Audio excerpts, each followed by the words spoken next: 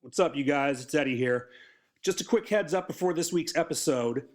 I kind of teased this on Twitter that this was the episode that nobody was ever supposed to hear. The reason for that is because it was supposed to be a pilot. We basically just recorded it to get the mics figured out, our audio levels figured out, things like that. So it was just supposed to be a quick little recording. It kind of got a little bit carried away, and it ended up being a pretty good show, we thought. So we figured, why not go ahead and upload it? So have fun listening to it. I hope everybody likes it, but just a warning, the audio's a little screwy at the very beginning for a little bit, and then with the music, the outro at the end, we basically totally botched the finish. But it is what it is, and here you go. Have fun.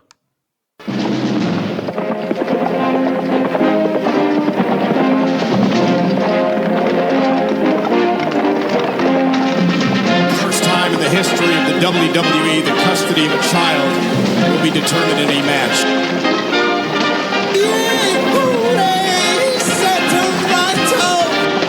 Oh, I knew he was going to do that. Hulk Hogan is a jabroni Hollywood blonde, but my boss, Mr. McMahon, is not jabroni. Get a horse of time, fool. Put that cigarette out. Will you stop? Hello, wrestling fans. Welcome to this episode of Drunk Wrestling History.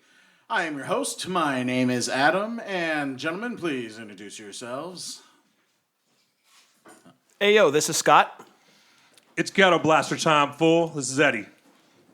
I see we're already working on our own intros like the Jumbotron out there, making it nice and unique. But we got a great episode here for you today.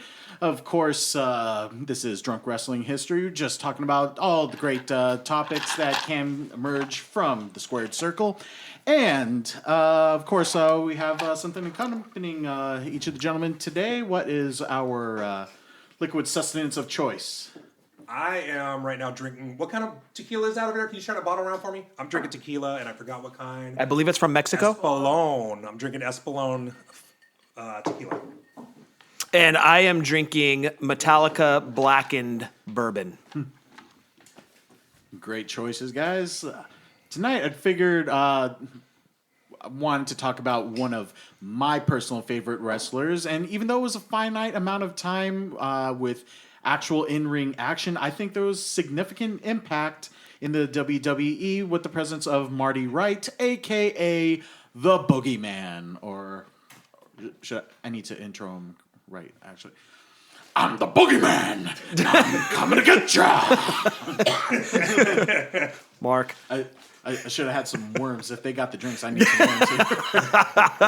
But I think there's one in the tequila. Hey-o. All right, so pretty much, I mean, it was for in-ring action. I would say maybe it was about a year and a half or so of actual in-ring presence. Definitely a lot of build-up, but still talked about today. Like, what kind of impact do you think the Boogeyman had with WWE when he was involved? Well, to be fair, I think he's talked about by you still today.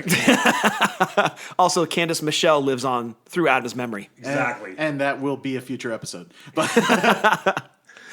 But I thought the Boogeyman was great. I don't know how many people remember that he actually tried out for Tough Enough. Yes, he did. Right? And then he was the dude that got thrown off the show for lying about how old he was. That's correct, yeah. And they were like, how old are you? And he kept saying 30. Like, he could have lied by like a little bit. He was like McLovin. Right? He went way crazy with how old he actually was. Right.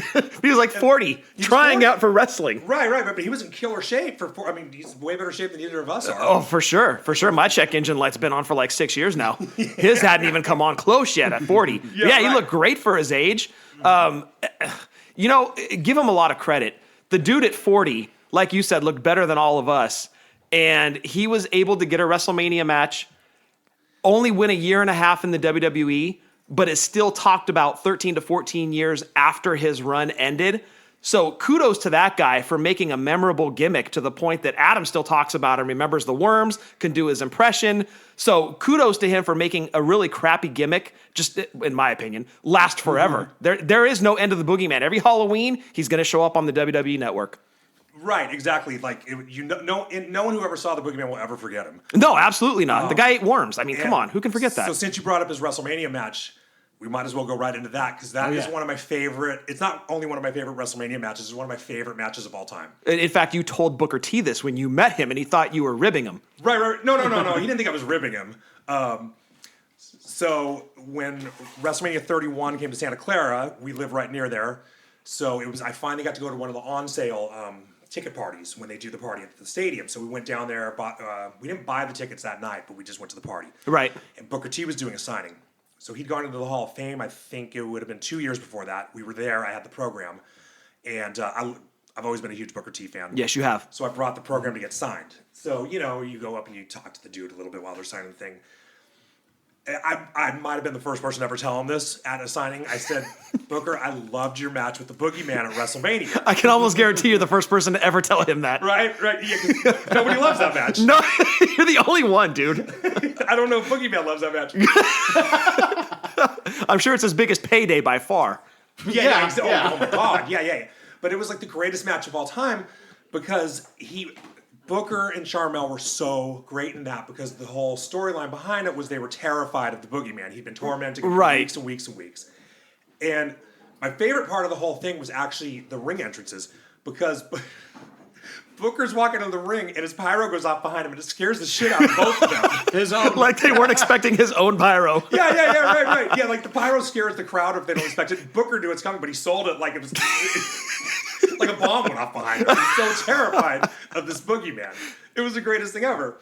And then they get in the ring and the match was fine. It was a fine match. It was a fun match. No, it wasn't. Actually, That's your opinion. oh, I'm sorry. It wasn't the Bucks versus the Briscoes. There was no Kings of Wrestling match. It's Come actually on. pretty well executed, just the way that it started. Given And its then- placement on the card, Yeah. I agree with you, Adam. I agree with you. It did its job at its place on the card. It Exactly, was fine. yes. It was fine. Right. I mean, it wasn't Shawn Michaels and Undertaker. Well, hey, what was? Exactly. What was? That's a pretty high standard. But given its placement, it was fine for what it was. Yeah, I mean, they went out, they did 8 minutes, whatever it was. I was entertained. I Yeah. was even more entertained when we were there. We were both at. That's correct. At 22. We were both there. I was even more entertained when I got home and watched it on the DVD. I will say this: it was better than Benoit and JBL. I do remember the Boogeyman It was match better. more than I remember Benoit and JBL. I liked that match more than I liked any Benoit match, I think, ever. Wow. That's ECW called. all right. All right, okay. I don't know, dude. You know me with Benoit. I just never. Benoit was like the worst thing about him killing everyone was I didn't have a piss break match anymore after that. Oh my God. jeez. See, this is drunken history, folks. This is drunken history. There's a certain amount of leeway you need to give us with these. So, we'll just move forward. Not even drunk yet. Wait till we get the Trump But anyway, and Epstein. when I met Booker and told him that, Booker was like, he actually seemed kind of complimented by that, and he acknowledged, Boogeyman's limitations because he kind of looked up at me and he said, "Well, man, I just went out there and I did what I had to do to get him through it." Right. He wrestled a broom that ate worms. Exactly. Right. Yeah, I mean, it was all Booker in that match, and it was mostly Booker selling the gimmick. Like, he was so good. Booker T was amazing. I don't That was think- great too. I agree. I don't think the right guy went over in that one. Adam would disagree, of course. But I think Booker could have gotten a little more out of that match.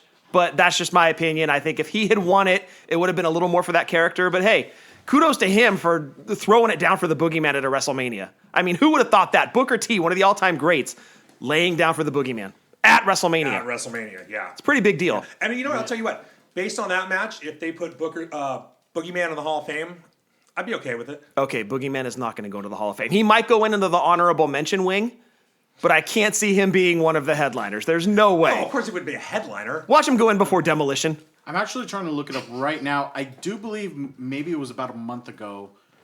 Was it called the Legends contract? Well, they've had the Legends contract for a long time. Okay. But I believe he is working under Legends. Yeah, so they Whatever can it is, make merch for him. Yeah, he now has some kind of affiliation back with the company. I think they give him a couple yeah. bucks to be signed up as a legend, and then if they need him for something, they call him. Right, like what was a month ago? Oh yeah, Halloween. Right. Which would be perfect. But Yeah. So, I mean, he did turn it into something that's going to, like you said, it's going to last forever. You could It will. You know, you could bring that guy back for the next 30 years. Oh, you can make action know, figures once or of twice a him. year. You can make him into video games, T-shirts. You can put him into the whatever wing of the Hall of Fame. The guy's going to sell merch forever. He created a gimmick which realistically shouldn't be lasting this long. So either Booker T or Finley would be the one to induct him if that happens. I would say Booker T for sure. For sure. I would say. Oh, my God. Yeah, Only because of the rivalry with Finley and Hornswoggle, and also including Lil Boogieman. Even though that was running for a little bit, but I think just because of impact. There was a Lil Boogieman? Yeah, there was. I totally forgot about I Lil Boogieman. Your knowledge of Boogieman is incredible. Nobody should have this amount of knowledge about Boogieman for a gimmick that lasted a year and a half to 2 years. But Adam, please explain Lil Boogieman. Okay, so or was it Lil Boogieman or Little whatever it was? He was little and he was a boogeyman. Yeah. That's what he's going to be called now. Literally a little boogeyman. It kind of influenced the bringing up of the then Lil Bastard, who turned into Hornswoggle for Finley.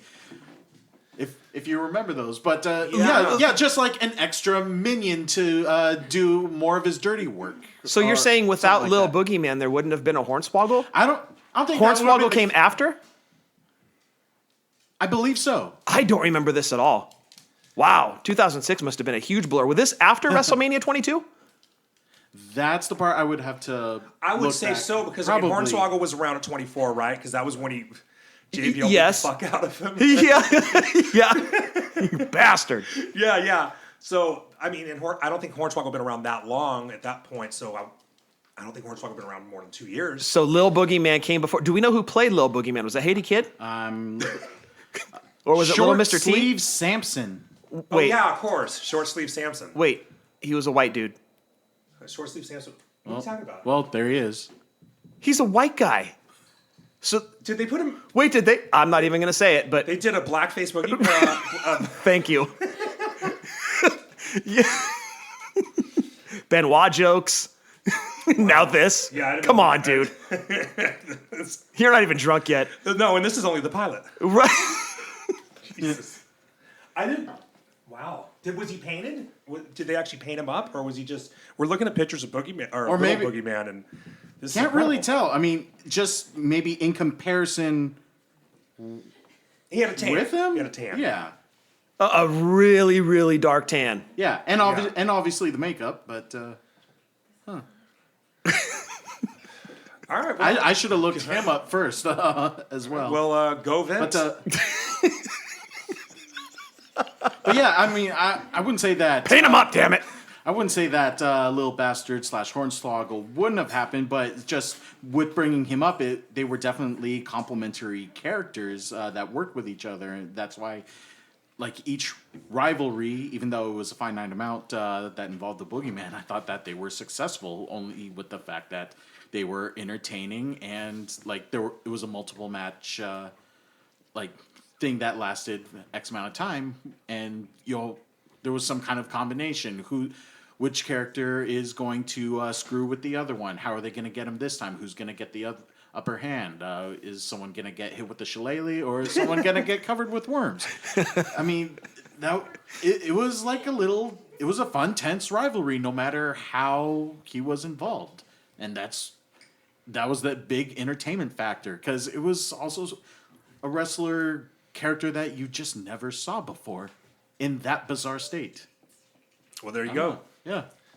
I think the verdict is that the Boogeyman was awesome. And created quite a legacy for himself in a year and a half. Yes. Kudos to him. Yeah, Right. And the fact that when I was running into you at WrestleCon, you're looking for all those legends. Oh, gotta look for Ric Flair. Oh, I gotta look for Lita and Trish. Oh my God, the lines are long. I'm like, oh, good, thanks. Where's the Boogeyman? Yeah. And Candice Michelle. And Candice Michelle, which has been mentioned earlier. That will be a future episode. But yeah, Not if we have anything to do with it. Line like a Virgil line, or were there people there? What? Was it a there virtual? were people there, and he wore my Violent Gentleman cap, and we did a cool pose. I thought it could be our rap album if I rapped, but that's not the case. But I mean, still, it was. I mean, I also just showed how much appreciation that to him of like his entertainment factor, and I'm just happy that he was grateful for that, and He marked out for Boogie the way I marked out for HBK. Well, exactly. Yeah.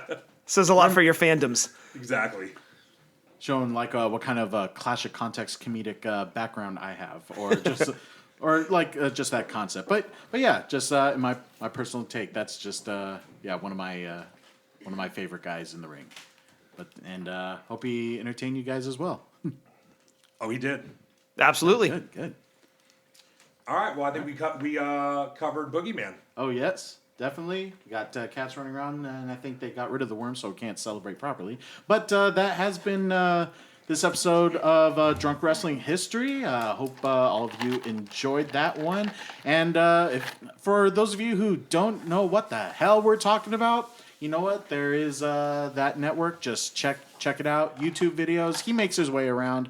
Just check out all the entertainment that the Boogieman gave to the company. So, just make sure that you keep tuning in. We'll have another episode coming up for you next week. Otherwise, I'm Adam, here with Eddie. I knew this one girl who really liked wrestling. Yo, we should body slam, she would always text me. She says she likes it hardcore. Baseball bats and barbed wire, thumbtacks and on fire. I think something ain't right. She threw me through a last night.